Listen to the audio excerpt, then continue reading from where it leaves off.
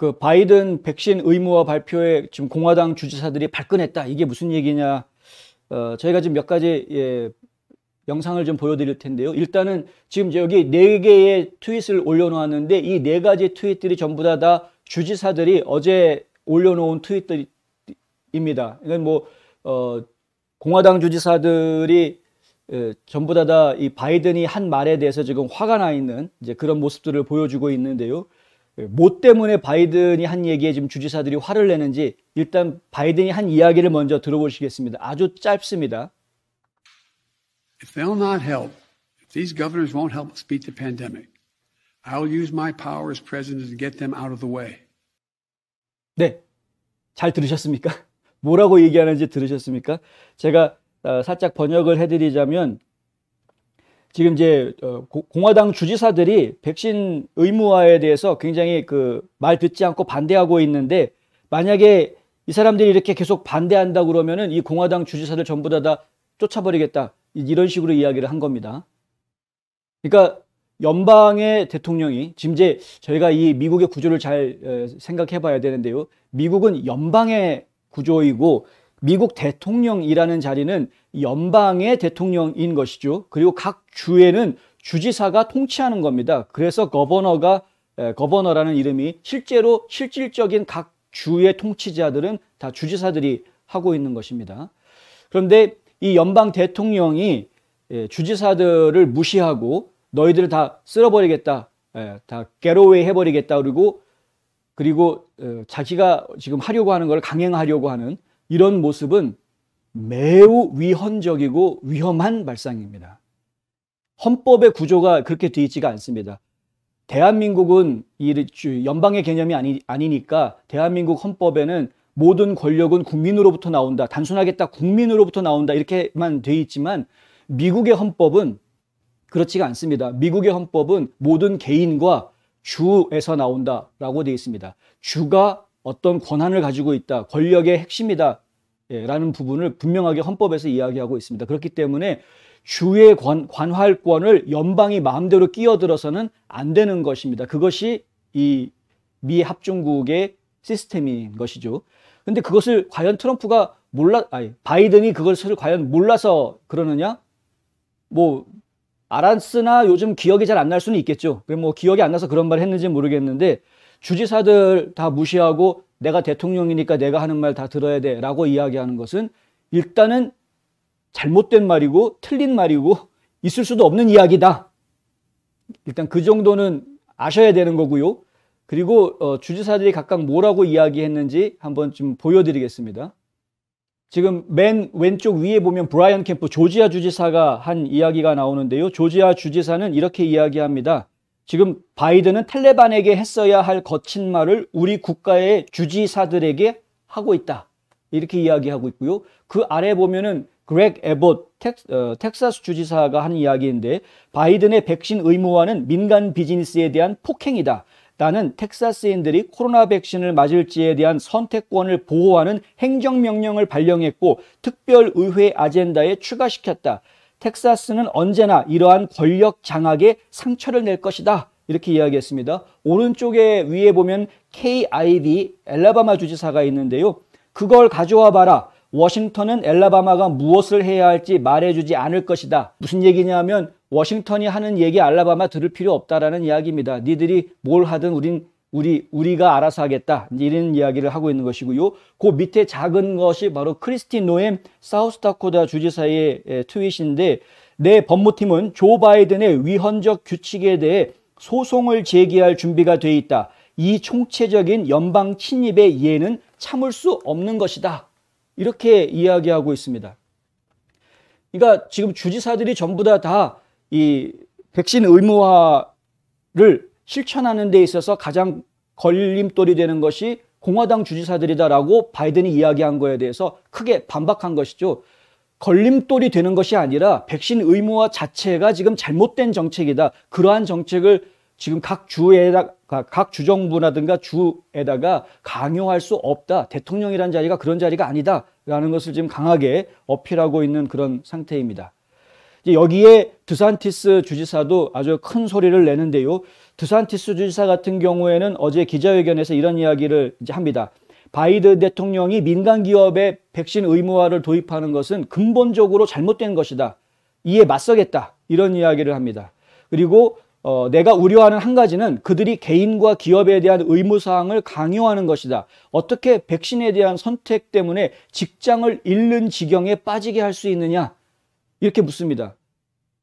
지금 그 사람의 생존이 걸려있는 문제 아닙니까? 일자리 문제라고 이야기하면 그 직장에 못 다니게 되면은 결국에는 그 사람은 먹고 사는 게 어려워지는 상황이 되는 것인데 왜 그런 결정을 본인 스스로가 하는 것이 아니라 국가가 나서가지고 이래라 저래라 말게 하느냐, 억지로 하게 하느냐, 그런 것이죠. 그리고 이제 드산티스 주지사가 했던 이야기가 뭐냐면 이 자연 면역에 대한 이야기를 좀 어제 강조를 하는데 이스라엘에 있는 연구소에서 연구한 결과에 따르면 자연 면역이라는 것이 훨씬 더 백신으로 인해서 인위적으로 항체를 만들어내는 것보다 훨씬 더 나은 방법이다라는 이야기, 더 강력하다라는 이제 표현을 씁니다. 이게 왜 더 강력하냐 하면 어떤 분들은 자연 면역을 통해서 생기는 항체가 오래 가지 않는다. 며칠 안 가서 뭐 90일인가요? 뭐 얼마 안 가가지고 항체가 또 줄어들기 때문에 백신 주사를 맞는 것이 더 안전하다. 이렇게 이야기하시는 분들이 있는데 근데 이와는 달리 실제로 이스라엘에 있는 백신 연구가들이 연구한 결과에 따르면 이렇게 자연 면역을 할 수 있는 면역 시스템을 가지고 있는 사람들은 언제 또 다른 면역 바이러스가 들어와도 거기에 대처할 수 있는 시스템이 몸 안에 이미 돼 있다라는 것이죠. 그것은 변종이 들어오든 뭐가 들어오든 새로운 바이러스가 들어와도 그 면역력이 작동할 수 있는 그런 시스템을 몸 안에 가지고 있는 거나 마찬가지이기 때문에 훨씬 더 강력하다. 그러니까 백신이라는 것은 특정 바이러스에 대해서만 효력을 발휘할 수 있는 것이지만 자연 면역을 통해서 본인이 면역력을 가지고 있다는 것은 훨씬 더 강력한 힘을 발휘할 수 있는 것이다라는 게 과학자들의 연구 결과다라는 겁니다. 그것을 지금 드산티스 주지사가 이야기하면서 왜 연방정부는 이 자연 면역에 대해서 그렇게 애써서 외면하려고 하느냐, 그걸 들여다보려고 하지 않고 왜 무시하려고 하느냐, 이런 지적을 합니다. 그리고 이제 또 한 가지 이야기한 게 플로리다주에서는 진작부터 조기에 코로나 바이러스를 치료하는 것이 효과적이다라는 것을 간파하고 이 조기에 코로나 바이러스를 치료하기 위한 센터를 만들었다라는 것이죠. 그게 이제 단일 클론 항체 치료 센터 이런 것들을 이제 설립을 했다라는 겁니다. 그것을 설립을 해서 실제로 많은 사람들이 중환자실에 입원하지 않고도 조기에 치료받을 수 있게 해줌으로 해서 약 5만 명 정도가 중환자실로 가지 않고 조기에 치료받고 퇴원할 수 있게 해주었다. 이런 센터를 만들고 치료하는 데 집중해야 되는 게 연방정부가 해야 될 일이지 지금 뭐 되지도 않는 백신 가지고 사람들 의무화하게 하고 백신 안 맞으면 직장 못 다니게 하고 이런 식으로 강압적인 정책을 펼쳐서 해결할 수 있는 문제가 아니다. 이 이야기를 하고 있는 겁니다. 드산티스 주지사실에서 하는 이야기를 보면은 현재 실제로 코로나 바이러스 감염 그리고 입원 환자 수가 줄어들고 있는 9개 주 중에 플로리다가 있다. 이런 이야기를 하는데 플로리다에서 모든 것을 다 개방을 하고 마스크 착용 의무화도 안 하고 백신 접종 의무화도 안 하고 아예 다 자유롭게 본인이 알아서 해라 라고 다 풀어놓았음에도 불구하고 이 입원 환자 비율이 줄어드는 것은 바로 이러한 그 단일 클론 항체 치료센터 같은 이런 코로나 바이러스 집중 치료센터를 운영을 하고 있기 때문에 가능한 일이다. 이런 이야기를 이제 하는 것입니다. 이것이야말로 전국적으로 확산되어야 할 것이다. 이런 이야기에 좀 귀 기울였으면 좋겠습니다. 그런데 바이든이 어제 발표하면서 했던 이야기를 하나 더 들려드리겠습니다. 요 이야기는 자세하게 좀 들어보실 필요가 있겠습니다. 오늘 아침에 바이든이 직접 바이든 뭐 본인이 했겠습니까? 밑에 보좌관들이 했겠지만 그 바이든의 트위터 계정 공식 계정에 이 영상을 올려놓았습니다. 잠시 영상 먼저 보시고 얘기 계속해 보겠습니다. My job as president is to protect all Americans. So tonight, I'm announcing that the Department of Labor is developing an emergency rule to require all employers with 100 or more employees that together employ over 80 million workers to ensure their workforces are fully vaccinated or show a negative test at least once a week. Some of the biggest companies are already requiring this. United Airlines, Disney, Tyson's Food, and even Fox News.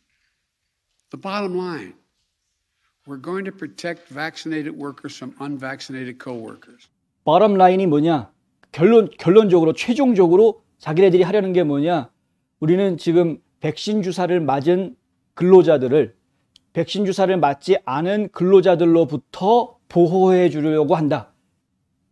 이게 지금 대통령이 할 소리입니까? 미친 거 아닙니까? 저는 이 이야기를 보고 깜짝 놀랐는데요. 영상만 올려놓은 게 아니라 트위터에 이 영상과 함께 맨 마지막에 나왔던 문장, 그러니까 백신 주사를 맞은 근로자들을 백신 주사 맞지 않은 근로자들로부터 보호하려고 한다라는 문장을 아예 글로 써서 딱 당당하게 트위터에다가 올려놨습니다. 무슨 얘기입니까? 이 미국의 국민들을 백신 맞았느냐 안 맞았느냐로 구분을 해서 백신 맞지 않은 사람들은 죄인 취급하는 것이죠. 범죄자 취급하는 겁니다. 저들이 무슨 바이러스 덩어리입니까? 백신 맞지 않은 사람들은 전부 다 바이러스 덩어리입니까? 그들로부터 보호해 줘야 됩니까? 백신 맞지 않은 사람들은 그럼 아주 뭐 중범죄 중에 중범죄자입니까? 살인마입니까 우리가? 그러면은 저 살인마들로부터 백신 맞은 사람들을 보호해 줘야 되는 겁니까 지금? 어떻게 대통령 입에서, 더군다나 이 연설 맨 처음 시작할 때 나오죠. 대통령으로서 나의 임무는 모든 미국인을 보호하는 것이다, 구하는 것이다, 보호하는 것이다. 이 말을 하면서 모든 미국인을 보호하는 것이라고 분명히 자기 입으로 그렇게 말을 해놓고 나서, 그리고 나서 조금 있다가 한다라는 이야기가 백신 맞은 사람들은 백신 맞지 않은 사람들로부터 보호해 주겠다. 백신 맞지 않은 사람들은 국민도 아니다라고 이야기하는 겁니까 지금? 그러니까 바이든은 자기가 한 말이 앞, 뒤가 맞지 않는 이야기를 그 짧은 2분 사이에 하고 있다. 이게 지금 미국의 대통령이라고 이야기할 수 있느냐? 한심하기 짝이 없는 것이죠. 앞에 앞서서 보도해드렸던 그 맥데니얼 공화당 전국위원회 위원장이 하는 이야기가 뭐였냐면, 분명히 바이든이 대통령으로 당선이 됐을 때 백신 의무화 조치 안 하겠다라고 약속을 했었고, 백신 의무화 하지 않아도 얼마든지 코로나 바이러스 이길 수 있다, 이렇게 본인 입으로 다 얘기해 놨는데 본인이 한 약속을 지키지 않고 있다. 거짓말했다, 거짓말. 지금 저희가 보면은 바이든 대통령이 처음에 취임할 때부터 지금까지, 아니면 이미 대통령 선거 기간 동안에도 후보자로서 했던 이야기들조차도 지금 제대로 지키고 있는 것이 별로 없다. 얘기했던 것 중에서 제대로 지키고 있는 것은 거의 대부분 다 그린 뉴딜에 대한 약속들 외에는, 그 외에는 지키고 있는 것이 없다. 결국에는 거짓말쟁이가 좀 다 되어버렸다라는 것이죠. 제가 이 이야기를 좀 드려야 되겠습니다. 뭐냐면 사기에 대한 이야기인데요. 사기라는 것은, 누구 사기 쳐먹는다 할 때 그 사기라는 것은, 이것은 약속을 지키지 않는 게 사기다라는 이야기가 있습니다. 약속했는데 그 약속을 지키지 않는 게 사기죠. 의도적으로 거짓 약속을 해서 사기를 치는 경우에는 진짜 나쁜 사기꾼인 것이고, 처음에 그런 의도는 없었으나 분명히 약속을 지키려고 약속을 했으나 사정이 여의치 않아서 그 약속을 지키지 못한 경우에도 사기꾼이 됩니다. 그래도 사기로 고소를 당할 수가 있습니다. 그것이 우리 살고 있는 세상에서 흔히 벌어지는 일 아닙니까? 누가 이 바이든 대통령을 사기꾼으로 고소해야 되는 것 아닙니까? 전 국민을 상대로 적어도 나는 저 사람한테 사기당했다라고 고소해야 되는 것 아닙니까? 이거 집단 소송거리 아닌가 모르겠습니다. 사기꾼으로. 그런데 정치인들 중에는 지금 말이 안 되는 이론을 펼치는 정치인들이 있다. 약속이라는 거에 대해서, 약속이라는 것에 대해서 이런 논리를 펼치는 사람들이 있습니다. 주의하셔야 되는데요. 약속은 지키려고 하는 것이 맞다. 그러나 지키려고 애를 쓰기 위해서 하는 것이 약속이다. 그러니까 지키기 위해서 애를 쓰려고 하는 것이 약속인데, 그런데 약속을 못 지킬 수밖에 없는, 애를 썼으나 어쩔 수 없이 지키지 못했다고 하면, 그렇다고 그래서 그것이 약속이 깨졌다라고 말할 수 있는가? 그것은 아니다.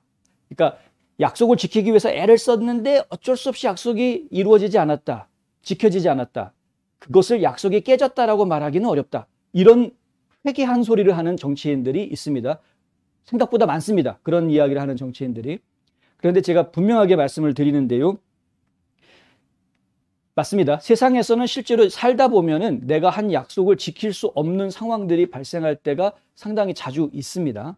그러면 약속을 지킬 수 없는 상황이 벌어졌으면 약속을 지키지 못하는 사람이 약속을 한 사람한테 내가 왜 그 약속을 지킬 수 없었는지에 대해서 충분하게 자기 소명을 해야 됩니다.